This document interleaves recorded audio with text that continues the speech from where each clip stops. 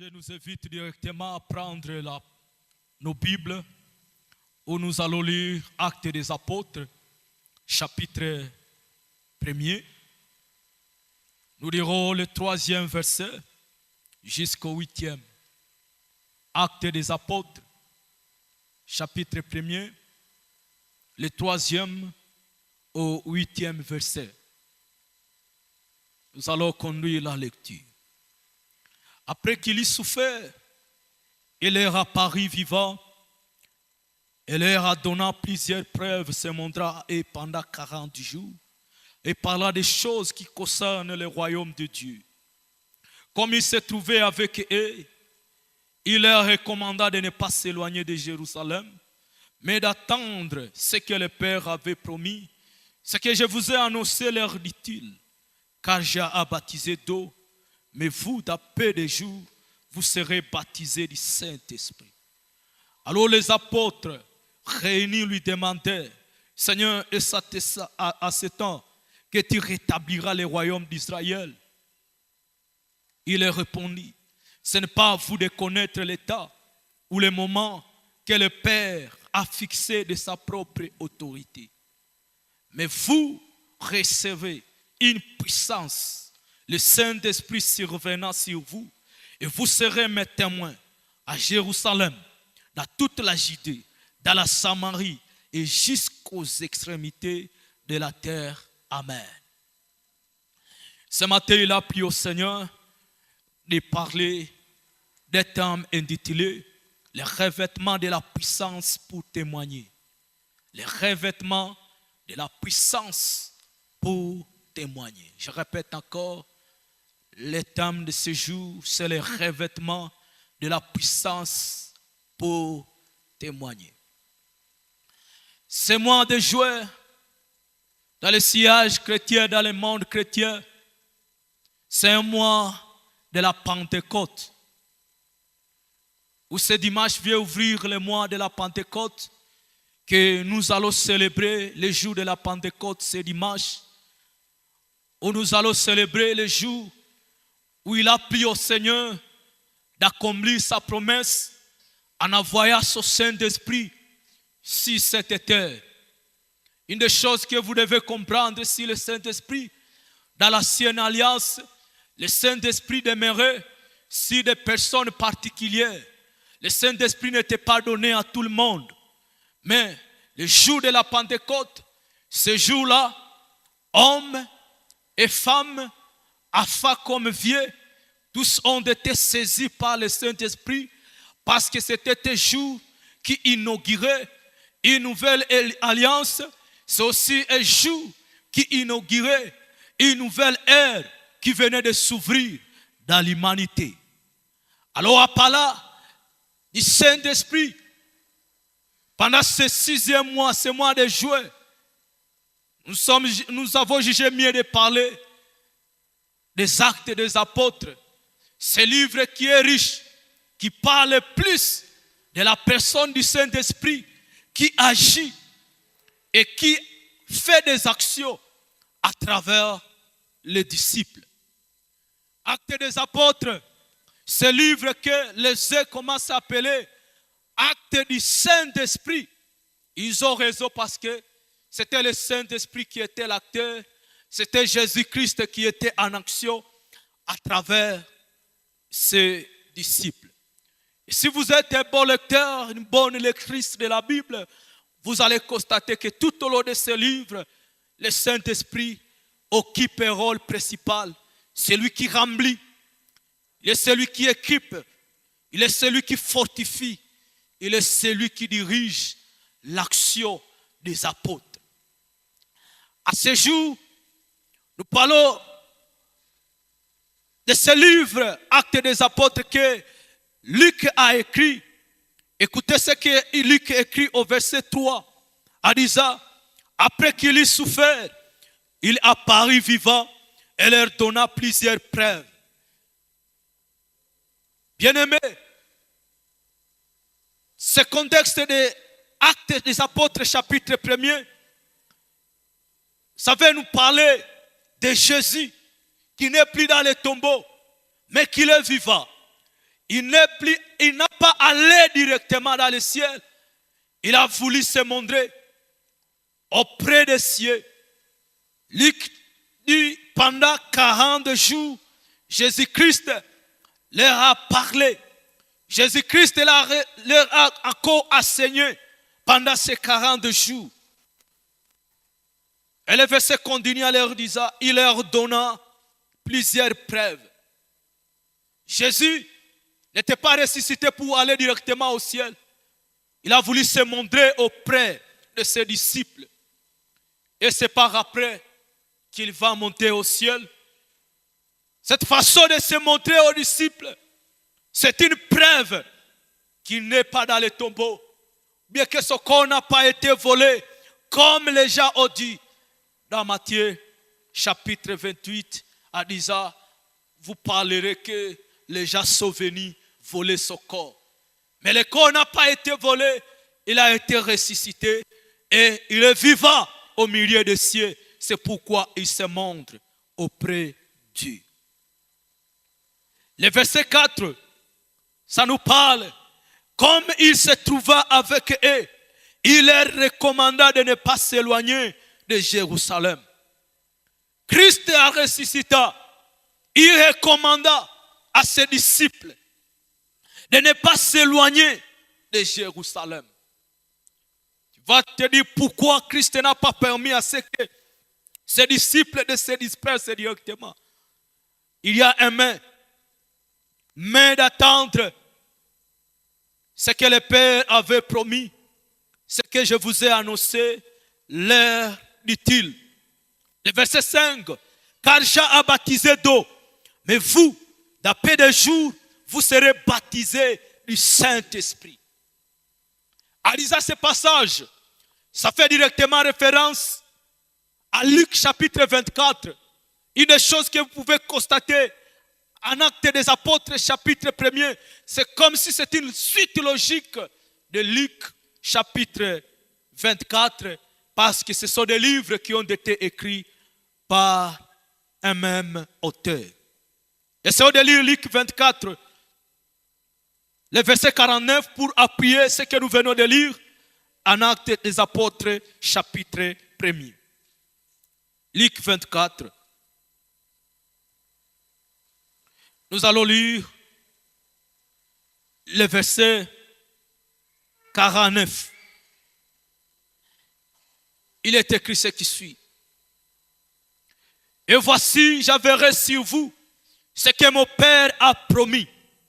Mais vous, restez dans la ville jusqu'à ce que vous soyez revêtus de la puissance. Restez dans la ville jusqu'à ce que vous soyez revêtus de la puissance. Et c'est très très important dans notre lecture. Restez à Jérusalem jusqu'à ce que vous soyez revêtus de la puissance. Jusqu'à ce que vous recevez celui qui a été promis par le Père. À Jean chapitre 14, vous allez constater que Christ parle du Saint-Esprit comme Edo, comme une promesse qui sera envoyée à ses disciples. Pourquoi Christ n'a pas voulu à ce que ses disciples sortent de Jérusalem et qu'ils commencent peut-être la mission avant de recevoir le Saint-Esprit? C'est parce que le christianisme n'est pas une simple religion, mais le christianisme c'est une vie. Christ n'est pas venu pour établir une nouvelle religion sur cette terre, mais il a voulu à ce qu'il communique la vie. Et cette vie ne sera communiquée dans la mesure où les disciples eux-mêmes ont cette vie. C'est quel type de vie? Ce n'est pas n'importe quelle vie. C'est la vie que le Saint-Esprit déverse à nous. Alléluia. C'est la vie que le Saint-Esprit déverse à nous.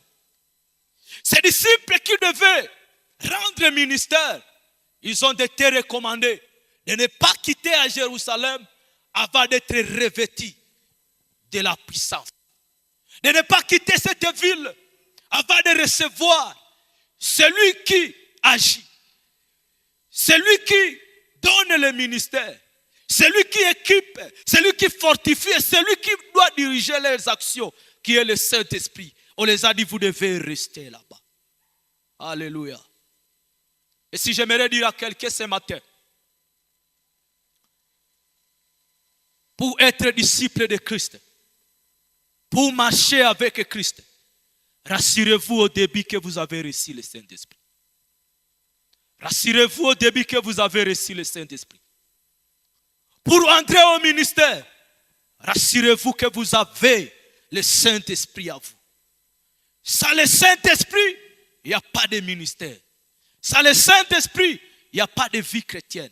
Sans le Saint-Esprit, il n'y a pas de vivre à disciple pour le Seigneur. Sans le Saint-Esprit, vous construirez une simple religion. La religion, c'est quoi? La religion, c'est l'effort humain à chercher Dieu.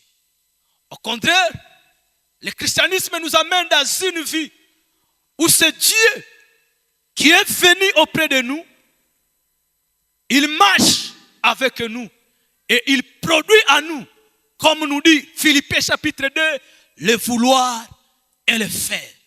Tout ce que je fais dans le ministère, ce n'est pas l'œuvre humaine, mais c'est l'œuvre de celui qui est à moi, qui produit à moi le vouloir et le faire. Et c'est Christ lui-même qui demeure à moi à travers son esprit. Alléluia.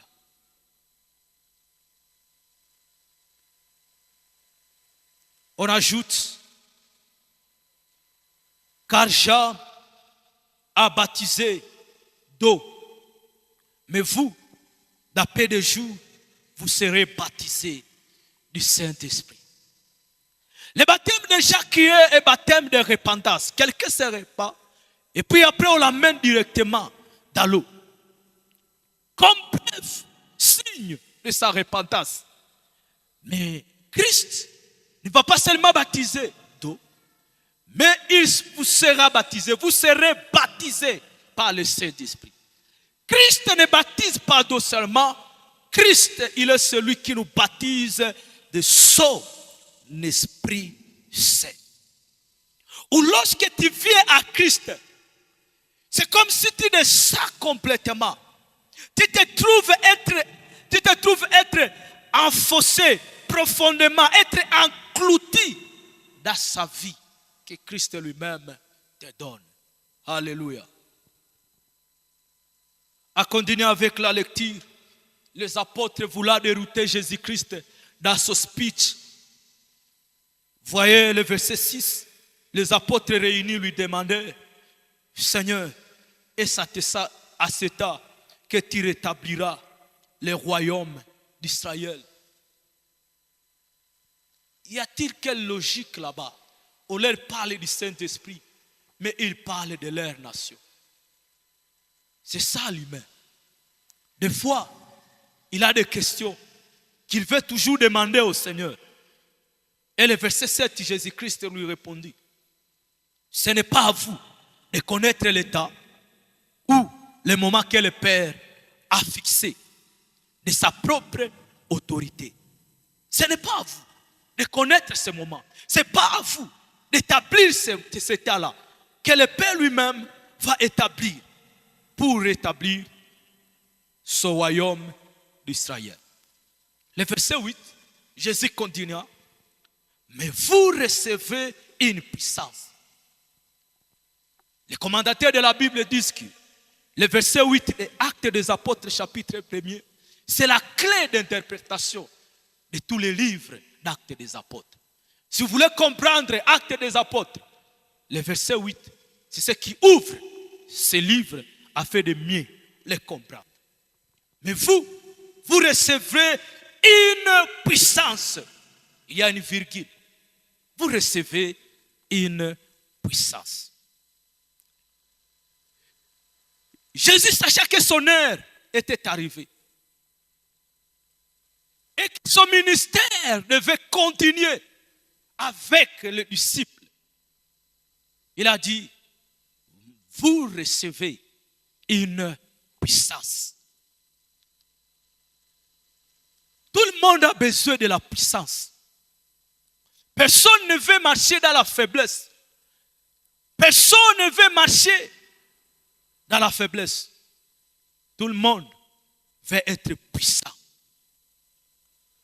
D'autres cherchent la puissance à travailler à dire pour guiser des biens et que lorsque quelqu'un peut attendre parler de ces chiffres, qu'il soit manifesté comme un homme puissant parce qu'il a des chiffres. Le monde satanique aussi s'élève pour influencer les jeunes et les grandes personnes en leur promettant de ne pas vivre dans la médiocrité, mais de marcher dans la puissance. C'est pour ça que vous verrez des personnes, lorsqu'on l'a promis comme ministre, on l'a donné un titre, on l'a donné une passée d'autorité. Vous verrez des personnes aller chez les féticheurs pour dire, donnez-moi quelque chose qui pourra me protéger. Donnez-moi quelque chose qui pourra me donner, qui pourra me maintenir si cette responsabilité confiée de me confier. Ça, c'est comme ça que le monde cherche sa puissance. Mais nous les chrétiens, nous n'avons pas besoin d'aller faire des sacrifices. Nous n'avons pas besoin d'aller faire des incantations. Nous n'avons pas besoin d'aller voir quelqu'un pour trouver la puissance. Christ lui-même nous a promis la puissance. Et en nous promettant cette puissance, nous recevons cette puissance à travers le Saint-Esprit. Tout le monde veut être puissant. Personne dans ce monde ne veut être négligé. Personne dans ce monde ne veut être bousculé à sa place. Tout le monde veut avoir la puissance. La puissance par rapport à ce qu'il fait. La puissance dans ses projets. La puissance, la puissance, la puissance. Mais nous, les chrétiens, nous avons l'unique source de la puissance, c'est le Saint-Esprit. Alléluia. Il dit, le Saint-Esprit venant sur vous. Lorsque le Saint-Esprit viendra sur vous, vous serez revêtis de la puissance. Vous serez revêtis de sa puissance. Alors, c'est quel type de puissance et pour en faire quoi? Et vous serez mes témoins, nous sommes au verset 8, et vous serez mes témoins à Jérusalem, dans toute la Judée, dans toute la Samarie et jusqu'aux extrémités de la terre. Pourquoi Jésus-Christ n'a pas dit seulement à ses disciples, allez chercher les âmes, allez exercer le ministère. Il a d'abord dû d'attendre le Saint-Esprit afin qu'ils soient capables d'exercer leur ministère. Si on commence à exercer le ministère, c'est la puissance du Saint-Esprit. Le ministère aura toujours des problèmes. Parce qu'avec la chair humaine, à un moment donné, on peut se trouver, être fatigué. À un moment donné, on peut trouver des découragements. À un moment donné, on peut rencontrer des difficultés dans son ministère. Mais c'est lui qui peut nous donner la force d'avancer, la force de tenir, la force de continuer. C'est le Saint-Esprit. C'est le Saint-Esprit. Et vous serez mes témoins. Ceci m'amène à parler de deux similitudes que nous trouvons dans le livre de Luc et le livre d'Actes des Apôtres. Luc chapitre 4, on nous parle de Jésus. Jésus que nous trouvons dans Actes des Apôtres, que nous trouvons agir avant de commencer même son ministère. Luc 4, les versets 18 et 19. Luc écrit ici quelque chose. L'Esprit du Seigneur est sur moi, parce qu'il m'a envoyé pour annoncer une bonne nouvelle aux pauvres.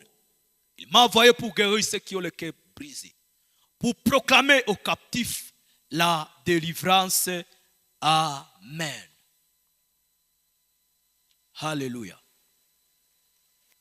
Luc nous parle ici des premiers pas du ministère de Jésus. Dans ces premiers pas du ministère de Jésus, Jésus entra dans le temple, c'était un matin. Et en entrant dans ce temple, on lui a donné la chair pour qu'il parle. Et on lui a remis le rouleau du prophète Esaïe.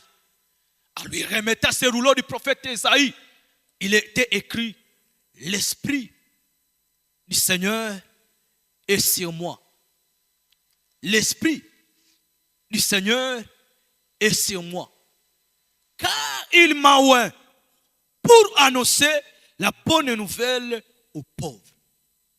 Nous trouvons ici que le ministère que Jésus va exercer pendant ces 3 ans, ou d'autre part de 3 ans et demi, ça a été un ministère qui a été conduit et poussé et dirigé par le Saint-Esprit. C'est ce que nous trouvons là-bas.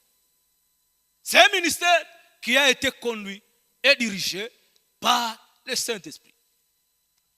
Une même similitude que nous trouvons maintenant dans Actes des Apôtres. Jésus, lorsqu'il va il va terminer sa mission, et il continuera cette mission à travers les apôtres. Jésus a continué cette mission à travers les apôtres. Ce sera aussi avec le Saint-Esprit. En d'autres termes, si nous pouvons utiliser des termes là, banals, les pneus, la roue qui fait marcher le ministère, c'est le Saint-Esprit. Cette roue, le ministère sera quelque chose qu'on force. On doit fournir beaucoup d'efforts pour que ça marche. Parce qu'il n'y a pas de roue, il n'y a pas de pneus. Et c'est une erreur que la vie de plusieurs, que la plupart des serviteurs font. Il veut exercer un ministère, ça pneu, ça roue. Ça ne peut pas marcher. Ça sera quelque chose qu'on doit pousser, qu'on doit fournir beaucoup d'efforts. Si c'est, vous verrez dans l'église, les personnes pour servir, il faut vraiment qu'on les négocie. S'il n'y a pas de négociation, s'il n'y a pas suivi, il n'y aura pas ministère. Le problème, c'est quoi? Il n'y a pas la roue qui fait tourner, qui facilite l'exercice du ministère. Alléluia. Que ce soit le ministère du chant, que ce soit le ministère de libéralité, que ce soit le ministère d'évangélisation, que ce soit le ministère pastoral, que tu sois acier, que tu sois diacre, nous avons besoin du Saint-Esprit. Jésus a dit, l'Esprit du Seigneur est sur moi, car il m'a oint. Christ ne s'est pas improvisé comme d'autres prophètes. Christ ne s'est pas improvisé comme d'autres initiateurs de religion. Mais c'est l'Esprit de Dieu qui l'a oint afin d'être ce canal de guérison, afin d'être ce canal de transformation, ce canal de délivrance pour la vie de plusieurs. As-tu le Saint-Esprit? As-tu le Saint-Esprit? Pourquoi ton ministère, c'est quelque chose qu'on doit forcer? Pourquoi pour servir Dieu, il faut qu'on te force? Pourquoi pour venir à l'église, il faut beaucoup de mécanismes? Il faut qu'on te rappelle qu'on vienne, on doit venir à l'église. Il y a un problème. Il y a un problème. Dans ta manière de servir? Pourquoi on doit toujours t'interpeller? Pourquoi on doit être toujours interpeller ta conscience? On doit te rappeler tes responsabilités. Il y a un problème. Le Saint-Esprit n'a pas encore produit à toi cette facilité. Dans d'autres livres de l'apôtre Pierre, de l'apôtre Paul compare le Saint-Esprit comme l'huile. Cette huile-là qu'on met dans le moteur, avec que le moteur fonctionne, ça a beaucoup de peine. As-tu cette huile qui t'aide à donner de tes biens? Ça a beaucoup de peine. As-tu cette huile qui t'amène à produire à toi les fruits? Ça a beaucoup de difficultés. As-tu cette huile qui t'amène à servir Dieu? Ça que personne ne te pousse. Le Saint-Esprit. C'est dans ce sens où celui qui veut être disciple de Christ, celui qui veut plaire à Christ, celui qui veut marcher avec Christ, celui qui veut servir Christ à tout prix, il doit avoir l'Esprit de Dieu. Continuez toujours dans Actes des Apôtres. Il dit, vous serez mes témoins. Témoins. Les témoins ici dans l'original grec, c'est martyria qu'on utilise là-bas. Martyria au pluriel, martis au singulier. Les martyria, on peut les comprendre comme un témoin, une personne qui a vécu la situation, une personne qui a l'expérience et il est capable de témoigner. Mais si nous allons dans le sens plus large, où on parle de ces martyrs, c'est là où même on trouve le terme martyr. Et lorsque je parle déjà de martyr, ça vient à vous quelque chose.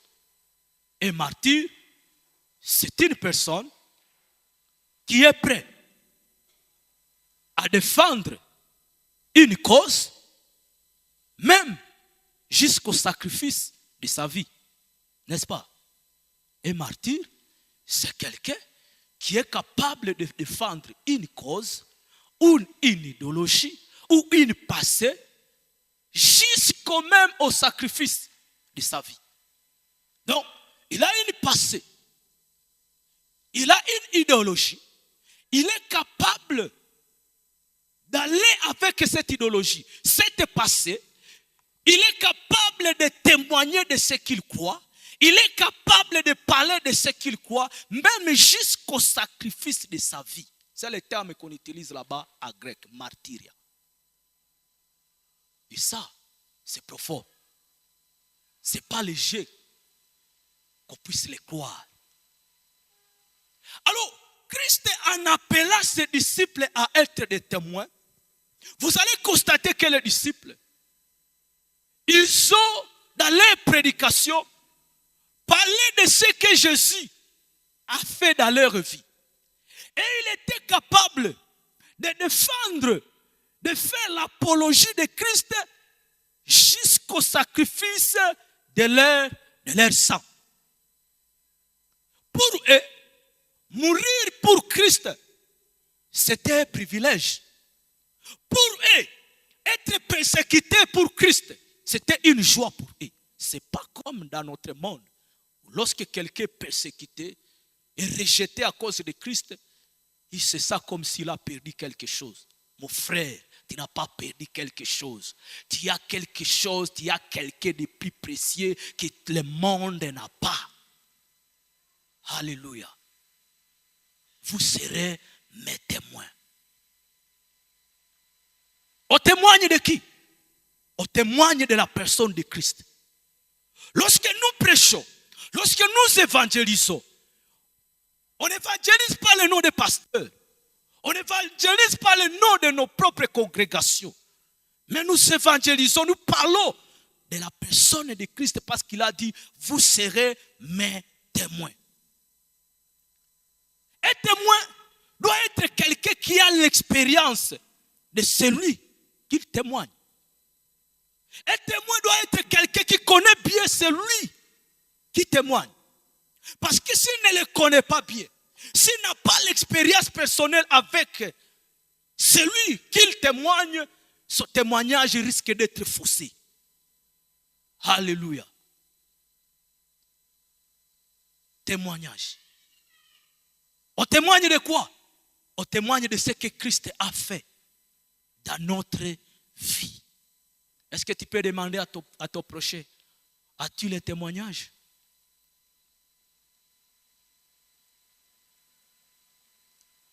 Si on pourrait ouvrir une porte à ce lieu, que chacun vienne donner le témoignage de ce que Christ a fait dans la vie. Non pas nous acheter des voitures ou ceci ou cela. De ce que Christ a fait de notre être. As-tu ce témoignage?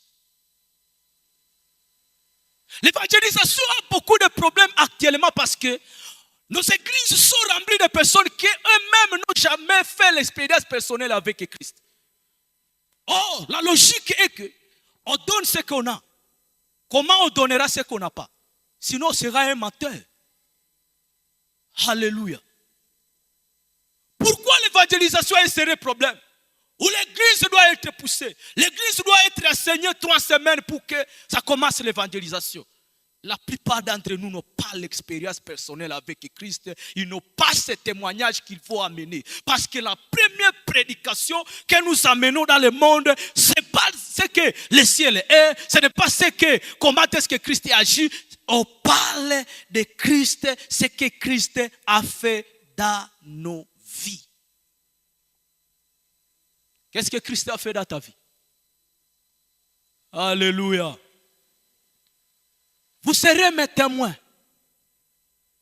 Être témoin, être martyr de Christ, c'est aussi accepter de perdre certains privilèges pour que Christ soit glorifié. Alléluia.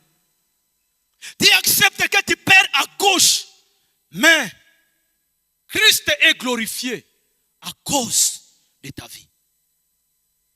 Comment nous allons témoigner de Christ si nous ne sommes pas capables de perdre les choses que nous voyons comme des gains, les choses que nous voyons comme si précieuses dans notre vie, pour que Christ soit glorifié dans notre vie? Vous serez mes témoins. Est-ce que nous sommes en train de témoigner? On peut témoigner de plusieurs manières. On peut témoigner par la vie que nous menons. Alléluia. La vie que je mène doit être un témoignage vivant. Le monde a beaucoup écouté des prédicateurs de tout genre. Avec les réseaux sociaux actuellement, personne ne peut plus dire qu'il n'a jamais écouté un prédicateur. Mais le monde actuellement, ce que le monde fait, c'est que les chrétiens soient capables de vivre. C'est Christ qu'il témoigne. Alléluia. Il y a quelqu'un qui nous disait, si tu n'es pas capable de prêcher par ta parole, parce qu'il y a des gens qui n'ont pas la rhétorique, s'il peut parler de Christ, il manque où est-ce qu'il veut commencer. Si tu n'as pas ces capacités, vis Christ. Alléluia. Tu n'as pas la capacité de parler, vis l'évangile. Alléluia. On a t'a parlé. Nous devons vivre aussi cet évangile, parce qu'il y aura des gens qui ne viendront jamais à Christ, à leur parlant déjà 3,16, mais on aura des gens qui viendront si et seulement si ils ont vu les personnes incarner les valeurs de Christ, les personnes incarner les valeurs chrétiennes, les personnes incarner les valeurs du royaume, alors ils diront, nous avons vu Christ. Amen. Surtout dans ce Congo, dans ce pays, où le christianisme maintenant devient comme un style de vie. Une mode quelconque. Qui es-tu? Je suis chrétien. Qui es-tu? Tu suis chrétien. Je suis chrétien. Tout le monde chrétien. On doit vivre maintenant cette vie chrétienne. Pour que Christ soit témoigné au milieu de notre nation, on doit vivre Christ. On doit vivre Christ. Deuxièmement, nous pouvons témoigner à travers nos paroles, comme l'a fait l'apôtre Pierre dans Actes des Apôtres, chapitre 2, où il se trouva devant des multitudes. Il va ouvrir sa bouche et commencer à prêcher. Et 3000 personnes se sont converties ce jour. Parce qu'il y a quelqu'un qui doit parler. Parlons de Christ. Je te demande la question. Quelle est la dernière fois que tu as parlé de Christ à quelqu'un qui n'est pas chrétien? Juste une minute de réflexion. Quelle est la dernière fois que tu as parlé de Christ à une personne qui n'est pas chrétienne? La dernière fois. Tu te souviens? Tu te souviens? La dernière fois. Et si tu ne te souviens plus, cela veut dire qu'il y a un problème. Un problème, c'est quoi? C'est l'écart entre ce qui devait être et ce qui est. Ce qui devait être, c'est quoi? On doit parler de Christ chaque jour, à chaque fois que Dieu nous donne l'occasion. Mais tu ne l'as pas fait. Ce qui est là-bas, tu ne l'as pas fait. Il y a un problème. Alléluia. Et vous serez mes témoins maintenant. Il y a un cercle. Il dit, vous serez mes témoins à Jérusalem. Jérusalem, c'est là où les disciples étaient. Jérusalem comme l'image de nos familles. Jérusalem comme l'image de là où nous vivons. Jérusalem. Dans nos maisons. Je suis un évangéliste. Dans nos maisons. Je suis un témoin de Christ. La dernière fois, lorsqu'on a amené une des sœurs qui a été baptisée, on devait le questionner par rapport à ce témoignage. Il a dit, moi je me suis converti, c'était à la maison, dans nos cultes familiales. Chers parents, qui ont des cultes familiales chez eux encore? Culte familial, culte familial, culte familial, culte de la maison. Voilà. Merci. Ce culte-là, ce sont des moments très précieux. Afin de profiter, de créer l'atmosphère pour recevoir la parole de Dieu. Il y a quelqu'un qui disait, toutefois que nous avons des bébés, nous avons des enfants à nous, des fois nous ne pouvons pas peut-être être à mesure de les amener à Christ par nos paroles, mais c'est comme si nous préparons leur cœur à travers ces moments de prière, à travers ces moments d'adoration, à travers ces moments d'intimité avec le Seigneur dans nos maisons. Nous préparons le terrain afin que ce terrain soit apte, soit possible, soit prêt à recevoir la parole de Dieu. À recevoir la parole de Dieu. Être des témoins dans nos familles. Mes chers parents qui sommes ici, ne négligeons pas la famille.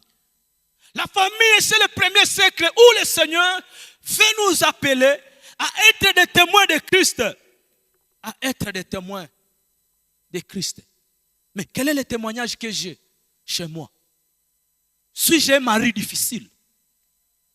Suis-je un homme compliqué? Alléluia. Il y a des fois où nous sommes dans cette prédication, je vois mon épouse aussi écrire ma prédication, je dis, ok, il y a quelque chose. Elle est encore sûre de moi. Parce que s'il n'était pas encore sûr de moi, il pouvait dire, hey, c'est lui-là qui parle. Mais quand même, elle écrit mes prédications. Alléluia. La maison. Et si cela n'est pas possible, cela veut dire qu'il y a un problème. Lorsque les parents peuvent dire, c'est le moment de culte. Et lorsque les autres négligent ces cultes pour aller dans leur chambre, pour continuer de suivre Netflix, Facebook, cuites dans leur chambre, alors que les cuites évoluent dans le salon, cela veut dire que cette maison a un problème. Cette maison a un problème et ça doit être résolu. Soit c'est la personne qui conduit les programmes, soit ce sont les enfants eux-mêmes qui ont des problèmes, alors qu'on doit traiter ces problèmes à travers ce premier cercle, la famille. On nous parle de, vous serez mes témoins à Jérusalem, dans toute la Judée. La Judée ici, comme le révérend a dit la semaine passée, Israël était divisé à deux. Il y avait la partie de la Judée comme capitale Jérusalem, la partie d'Israël comme capitale Samarie. Et ici la Judée, c'est maintenant la communauté tout autour de nous. Les amis, tout autour de nous. Est-ce que tu as un ami? Tu as déjà eu un jour de lui parler de Jésus-Christ. Tu as eu un jour où tu dois lui parler de Christ. Je me souviens, ma mère qui était décédée il y a longtemps, elle avait une amie. Cette amie-là a été convertie au niveau de l'église Sauvetage. À un moment donné, j'ai vu cette vieille dame venir chez ma mère avec un courage exceptionnel en disant à ma mère, tu es mon ami depuis longtemps dans ce quartier. Aujourd'hui, je suis venu. Non pas pour parler de ceci ou de cela, ou bien de famille, de situations qui se passent dans les quartiers. Aujourd'hui, je suis venu te parler de Christ.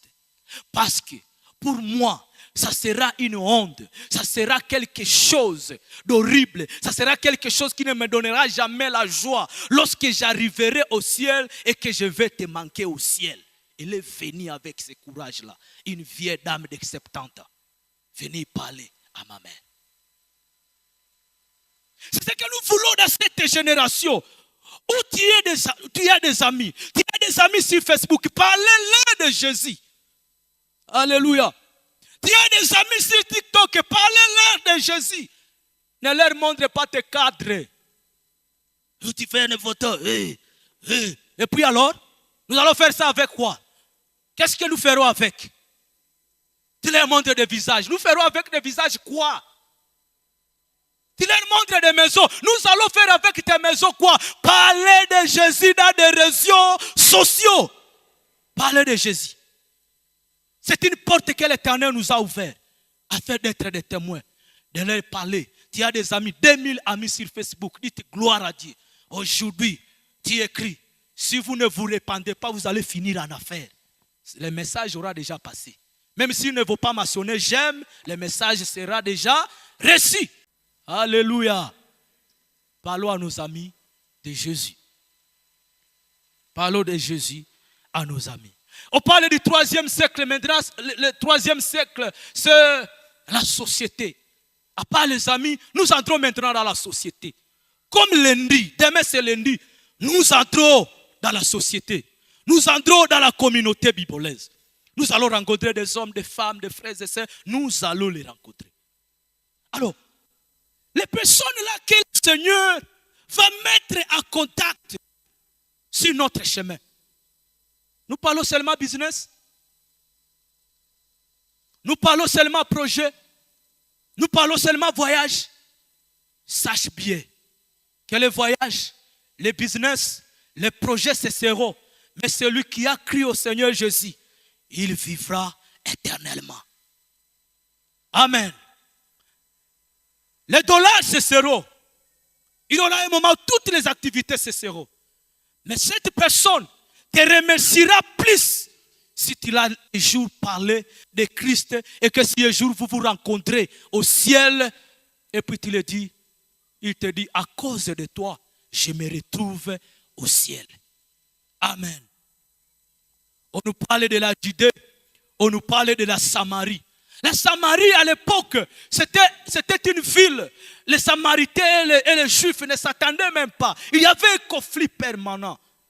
Mais dans ce conflit-là, Jésus les appelle à aller vers ces Samaritains-là pour leur dire de Christ. C'est-à-dire l'évangile n'a pas de limite. Ça doit aller même jusqu'à chez nos ennemis. Alléluia. L'évangile doit toucher même nos ennemis. Christ ne nous a pas appelés à l'évangile de tuer nos ennemis, mais à prier pour nos ennemis afin qu'eux aussi soient sauvés. Quel est cet évangile qui te donne beaucoup d'ennemis? C'est toi qui es le plus beau, tout le monde est mauvais. C'est toi qui es le plus beau, c'est toi qui es le plus saint, tout le monde est mauvais. Christ nous appelle aussi à aller à Samarie. Même la personne là, que tu crois qu'elle est mauvaise, tu dois prier pour lui. Et lorsque Dieu t'ouvre l'opportunité de lui parler de Christ, parle-lui de Christ et il viendra à Jésus. Et à la fin, on parle jusqu'aux extrémités de la terre. Jusqu'aux extrémités de la terre. Extrémités de la terre. Nous devons y aller. Si l'Éternel te donne la grâce d'aller à Dubaï, et si l'Éternel te met en contact avec quelqu'un qui n'est pas de ta confession, prends ce risque-là de lui parler de Christ. Prends ce risque-là de lui parler de Christ. Vous êtes maintenant amis il y a 10 ans. C'est seulement commerce. C'est seulement entreprise. Glisse juste un mot. Tu glisses juste un mot.